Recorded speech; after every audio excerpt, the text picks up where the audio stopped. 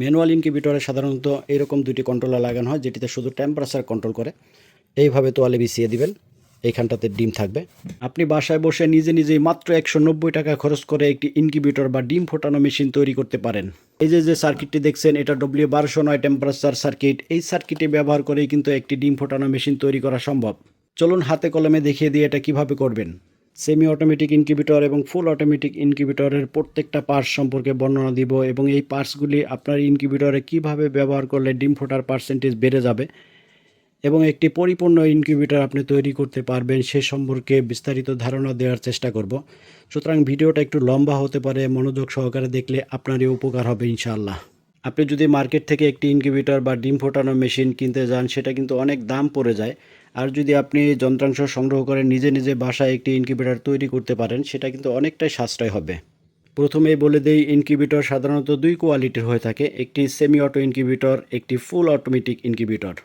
আসুন আমরা দেখে নিই খুবই অল্প খরচের মধ্যে সেমি অটোমেটিক ইনকিউবেটর আপনি নিজে নিজে কিভাবে তৈরি করবেন এবং তার দাম কত সেইটি প্রথমে জেনে নেই।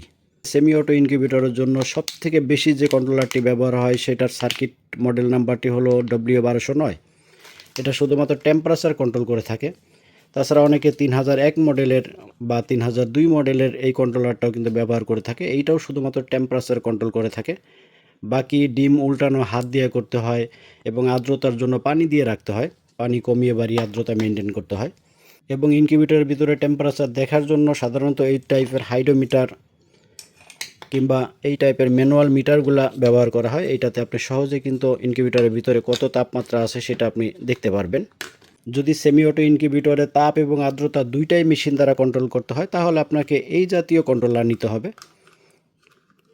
এটা HTC 3028 মডেল। আবার বলে দিই, HTC 3028 মডেল। এটাতে তাপ এবং আর্দ্রতা দুইটাই অটোমেটিক কন্ট্রোল করবে।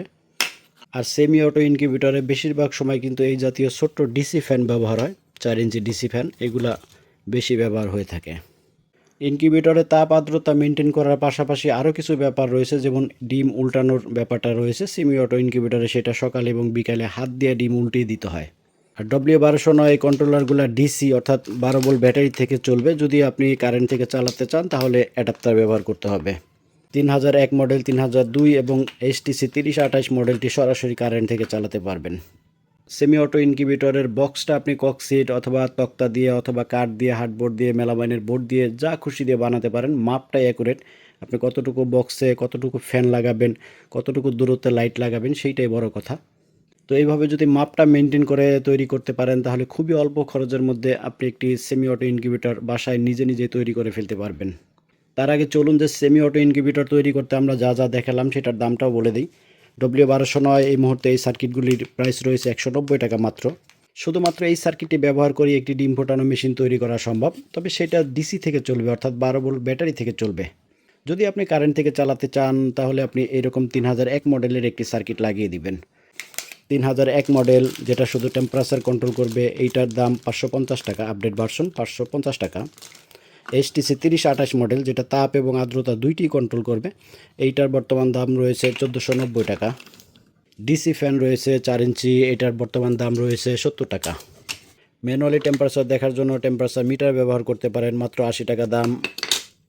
প্লাস্টিকেরটা মাত্র 100 টাকা দাম। তাছাড়া যদি আপনি ডিজিটাল নিতে চান তাহলে ডিজিটাল হাইড্রোমিটার, এটা 290 টাকা মাত্র। ম্যানুয়াল ইনকিউবেটরে ডিসি লাইট লাগে। ডিসি লাইট যদি ব্যবহার করেন সেক্ষেত্রে এক একটি লাইট 70 টাকা পিস, এবং যে রিলেগুলো রয়েছে 14 পিনের রিলেগুলো, এগুলোর দাম রয়েছে 120 টাকা পিস।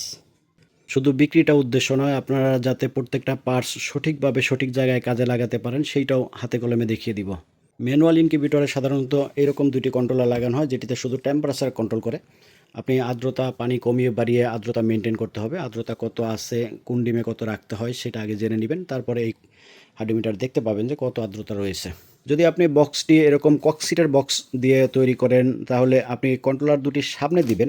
অনেকে উপরে দিয়ে থাকে, উপরে দিলে এই খাপের সাথে কিন্তু আলাদা হয়ে যায়, অর্থাৎ তারগুলো কিন্তু অনেক লম্বা লম্বা দিতে হয়। তো যদি আপনি সামনে দেন তাহলে ছোট ছোট তার দিবেন, মেশিনের সাথে অ্যাডজাস্ট হয়ে থাকবে। দুইটা কন্ট্রোলার দিলে সুবিধাটা হলে এই কারেন্ট থাকলে কারেন্টে চলবে, কারেন্ট চলে গেলে অটোমেটিকলি ব্যাটারি থেকে এই কন্ট্রোলারটি চলবে। আপনার মেশিন নন স্টপভাবে কিন্তু সার্ভিস পাবে, অর্থাৎ ডিম নষ্ট হওয়ার ঝুঁকিতে থাকবে না। সামনে হাইড্রোমিটার দিয়ে দিবেন, তাপ আর্দ্রতা আপনি বাইরে থেকে দেখতে পারবেন। আসুন একটু ভিতরে দেখাই। এই যে হাইড্রোমিটারটা, এটা ছিদ্র করে এই পাশে সেন্সরটা দিয়ে দিবেন। এই সেন্সরেই ভিতরে তাপ আর্দ্রতা ও ধরতে পারবে, বাইরে থেকে আপনাকে দেখাবে। দেখুন ফ্যানটা ঠিক মাঝ বরাবর লাগিয়ে দিবেন, নিচ থেকে অনেকটা উপরে, উপর থেকে অনেকটা নিচে। ডান দিকে অথবা বাম দিকে আপনি ডিসি লাইট এবং এসি লাইট লাগিয়ে দিবেন। আগেই বলেছে যে দুইটা কন্ট্রোলার থাকার দরুন আপনার ডাবল সার্কিট, ডাবল ওয়্যারিং হয়েছে। কারেন্টের জন্য এই ফাংশনটা, ডিসির জন্য 12 ভোল্ট ব্যাটারি থেকে এই ফাংশনটা চলবে। আর্দ্রতা নিয়ন্ত্রণের জন্য এরকম বাটিতে পানি দিয়ে রাখবেন। আর যদি কক্সি দিয়ে তৈরি করেন তাহলে এই ফুলের ডিমগুলো রাখবেন, সকালে আর রাত্রেবেলায় ডিমগুলো উল্টে দিবেন।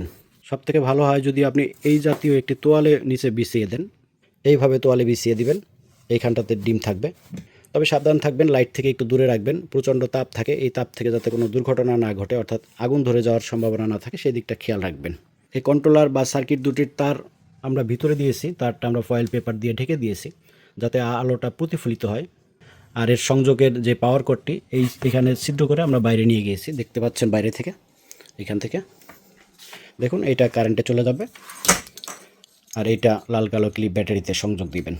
যদি 12 ভোল্ট ব্যাটারি দিয়ে চালান তাহলে সেই ব্যাটারি চার্জ করার জন্য আলাদা চার্জার কিনে নেবেন, অথবা বাসায় সৌরবিদ্যুৎ থাকলে সেই সোলার থেকেও কিন্তু ব্যাটারি চার্জ করে নিতে পারেন। এবং তাপমাত্রা আরও বেশি নিশ্চিত হওয়ার জন্য, আরও বেশি কনফার্ম থাকার জন্য এরকম একটি মিটার ব্যবহার করতে পারেন। 100 টাকা মাত্র, ভিতরে দিয়ে রাখবেন। মিটার তৈরি করতে এই ধরনের পার্টসগুলি সাধারণত বেশি ব্যবহৃত হয়ে থাকে। তবে যেখান থেকে নেবেন বিশ্বস্ত কোনো জায়গা থেকে নেবেন এবং অরিজিনাল প্রোডাক্টটি নেওয়ার চেষ্টা করবেন, তাহলে দীর্ঘদিন ব্যবহার করে শান্তি পাবেন। ভিডিওটি দেখে যদি নতুন একটি শব্দ শিখে থাকেন কিংবা জেনে থাকেন তাহলে অনুরোধ থাকবে একটি লাইক অন্তত দিয়ে যাবেন।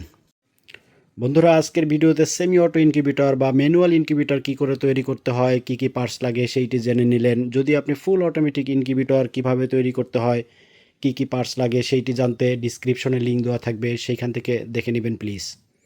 সেমি অটো ইনকিউবেটর এবং ফুল অটো ইনকিউবেটরের সমস্ত পার্টস কিন্তু সুলভ মূল্যে ইনশাল্লাহ আমাদের কাছে পাবেন। বাংলাদেশের যে কোনো প্রান্ত থেকে আপনি অর্ডার করতে পারেন। নামমাত্র মূল্য অ্যাডভান্স করবেন, বাকি টাকা এবং কুরিয়ার খরচ আপনার জেলায় প্রোডাক্ট হাতে পেয়ে সেইখানে পরিশোধ করে দিলেই চলবে। ভালো থাকবেন, সুস্থ থাকবেন, প্রত্যেকের নিকট দোয়া কামনা করে আজকের মতো বিদায় নিচ্ছি। আসসালামু আলাইকুম ওয়া রাহমাতুল্লাহ।